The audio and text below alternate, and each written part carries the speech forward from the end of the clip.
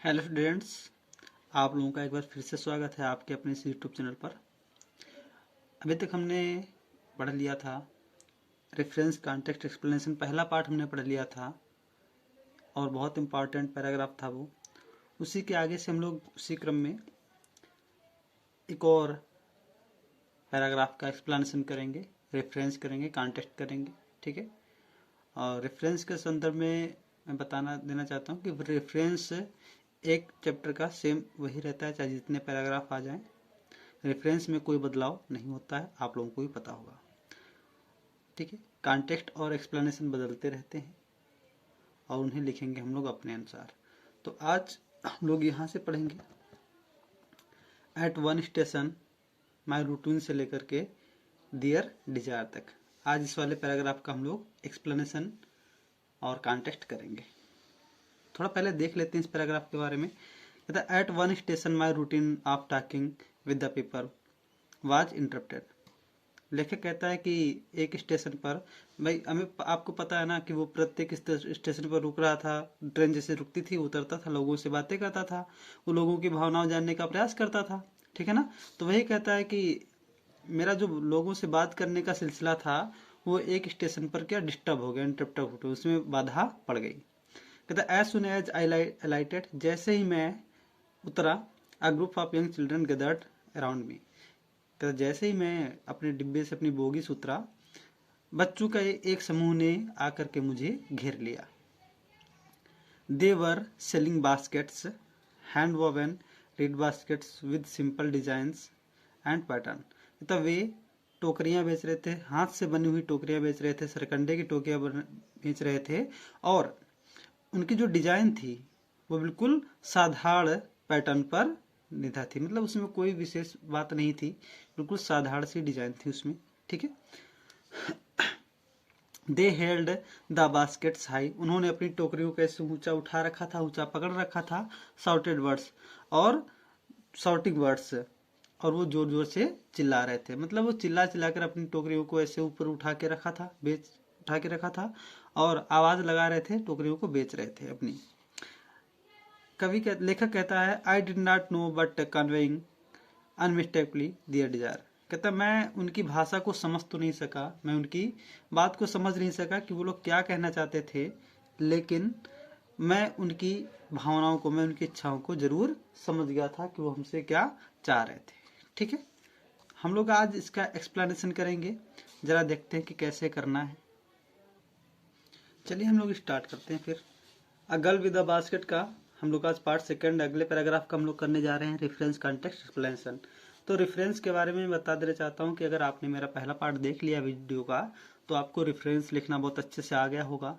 और जो लोग इस वीडियो को पहली बार देख रहे हैं, पार्ट फर्स्ट नहीं देखा है, तो वो लोग पार्ट फर्स्ट जा करके देख ले। बहुत इंपॉर्टेंट पैराग्राफ भी है और वहाँ पर रेफरेंस कॉन्टेक्स्ट एक्सप्लेनेशन बताया गया है। और रेफरेंस जैसा कि मैंने पहले ही बताया है कि सभी का एक जैसा रहता है, सभी का मतलब एक चैप्टर का एक जैसा रहता है। तो प्लीज़ मैं चाहता हूँ कि आप लोग वो फर्स्ट पार्ट वाला वीडियो जा करके देख लें, वहाँ से आप लोगों को रेफरेंस बहुत अच्छे से पता चल जाएगा, वहाँ पर समझाया भी क्या है। ठीक है। तो हम लोग रेफरेंस को फिर आगे छोड़ते हुए आगे बढ़ते हैं। रेफरेंस आप लोग वहाँ से देख सकते हैं। कॉन्टेक्स्ट देखो, इस पूरे पैराग्राफ में हमने क्या समझा अभी तक। इस पूरे पैराग्राफ में हमने ये समझा कि यात्रा, जो लेखक है वो यात्रा कर रहा है, ट्रेन से बार बार उतर रहा है, वो लोगों से बात कर रहा था और इस देश के लोगों, इस देश की भावनाओं, लोगों की भावनाओं के बारे में जानने का प्रयास कर रहा था। ठीक है ना। तो उसी क्रम में हमने यहाँ पे कॉन्टेक्स्ट में जब भी लिखना होता है थोड़ा सा हम लोग पहले से ले लेते हैं। और कॉन्टेक्स्ट में जैसा मैंने पहले बताया था कि हम वो चीज़ बताना चाहते हैं जो लेखक इनडायरेक्टली हमसे कहना चाहता है, जो उसके मन में है ना। और ये हम तभी कर सकते हैं जब हम उसकी तरह सोचेंगे, उसके स्थान पर अपने आप को रख के देखेंगे कि अगर मैं होता तो मैं इस बात को कहने का तरीका मेरा कैसे होता। ठीक है ना, कैसे कहता है इस बात को। ओके, चलो देखते हैं। कहता है during his journey the writer gets down at a station. कहता है अपनी यात्रा के दौरान लेखक एक स्टेशन पर उतरता है। He describes the scene of that station where little children were selling their handmade articles। कहता है वो स्टेशन के उस दृश्य को वर्णन कर रहा है, उस दृश्य का वर्णन कर रहा है जहाँ पर छोटे छोटे बच्चे अपनी हाथ से बनी हुई वस्तुओं को बेच रहे थे। ठीक है ना भाई, इस पूरे लाइनों में यही तो बताया गया है कि वो बच्चे जो थे वो बेच रहे थे अपनी टोकरियां कैसी बनी थी, यही तो बता रहा है ना। तो हम लोग सिंपल में एक लाइन में लिखेंगे कि उसका वो वर्णन कर रहा है। ओके, आई होप आप लोगों को कॉन्टेक्स्ट समझ आया होगा, और आप लोग चाहे तो नोट्स बनाते रहें, लिखते भी रहें। ठीक है, आगे हम लोग बात करते हैं एक्सप्लेनेशन की। एक्सप्लेनेशन देखेंगे हम लोग आगे। कहता है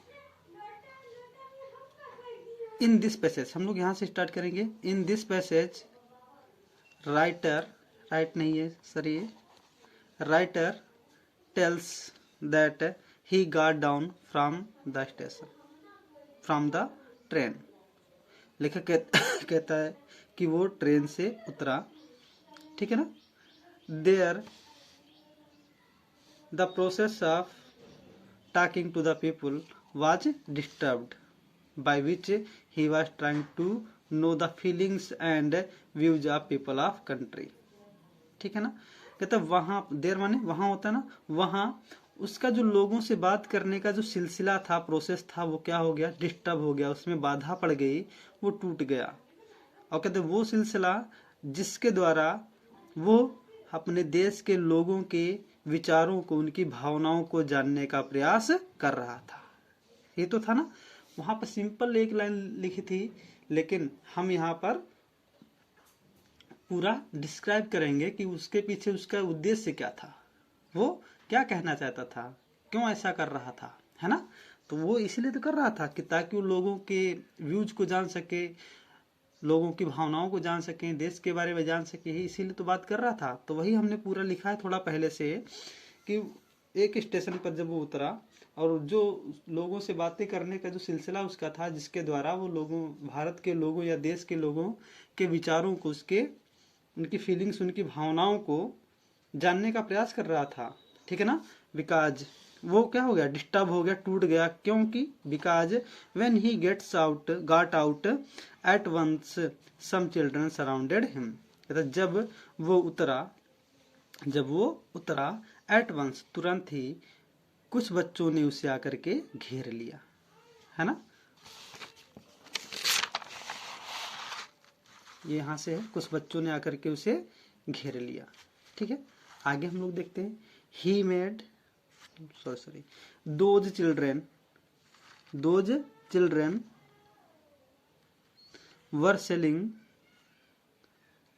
दियर simple handmade articles as baskets, reed baskets.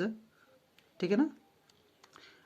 और कहते वे बच्चे क्या बेच रहे थे, साधारण सी हाथ की बनी हुई वस्तुएं बेच रहे थे, जैसे कि टोकरियों के अलावा सरकंडे की टोकरियां आदि, ये सब बेच रहे थे लोग। और क्या, थोड़ा उसके डिजाइन के बारे में भी इसी लाइन में कह रहा है कि उनकी डिजाइन और पैटर्न सिंपल था।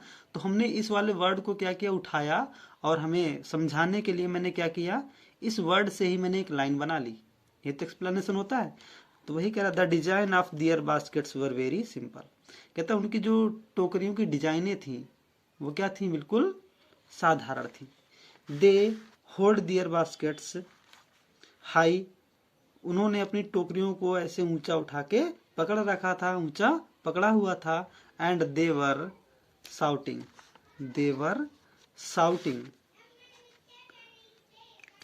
Shouting to sell their baskets. और क्या कर रहा है, वे अपनी टोकरियों को बेचने के लिए, वहां पर ये शब्द का प्रयोग नहीं किया गया, लेकिन हम समझाने के लिए ये शब्द का प्रयोग जरूर करेंगे। वे अपनी टोकरियों को ऊंचा उठाकर जोर जोर आवाज में चिल्ला रहे थे, ताकि वो अपनी टोकरियों को बेच सके, या अपनी टोकरियों को बेचने के लिए वे टोकरियों को उन्होंने ऊंचा उठाया और वे जोर जोर से चिल्ला रहे थे। ठीक है ना। आगे देखते हैं हम लोग। They were selling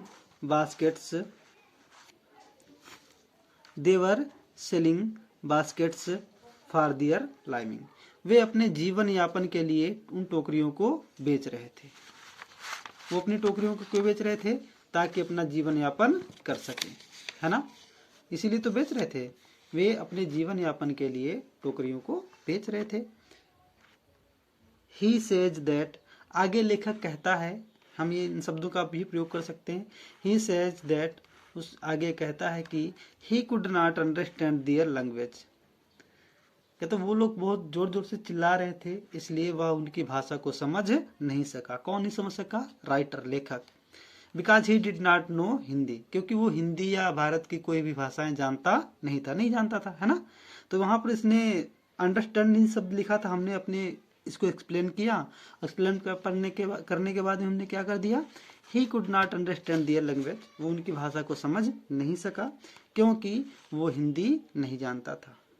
but seeing their reactions, लेकिन उनके भावों को देखकर, उनकी प्रतिक्रियाओं को देखकर, he was able to understand their desires, वो उनकी भावनाओं को समझने में क्या हुआ? समर्थ था। मतलब वो समझ सकता था, जिस प्रकार से वो प्रतिक्रिया दे रहे थे, चिल्ला रहे थे, टोकरियों को उठा रहे थे, इन सब प्रतिक्रियाओं, रिएक्शंस को देखकर वो क्या हो गया?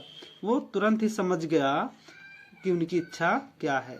That they wanted to sell their baskets to him, कि वो अपनी टोकरियां उसे बेचना चाहते थे। आई होप ये वाला पैराग्राफ भी आप लोगों को बहुत अच्छा लगा होगा, एक्सप्लेनेशन बहुत अच्छा लगा होगा और आप लोगों को बहुत मदद मिलेगी और आपको कुछ ना कुछ अलग जरूर लगा होगा। और अगर ऐसा कुछ हुआ है तो इस वीडियो को ज़्यादा से ज़्यादा शेयर करें, अपने दोस्तों तक भी पहुंचाएं और इस चैनल को सब्सक्राइब जरूर करें। मिलते हैं फिर अगले पार्ट में ऐसे किसी वीडियो के साथ पे। तब तक के लिए thank you, thanks for watching this video. Okay, keep study. और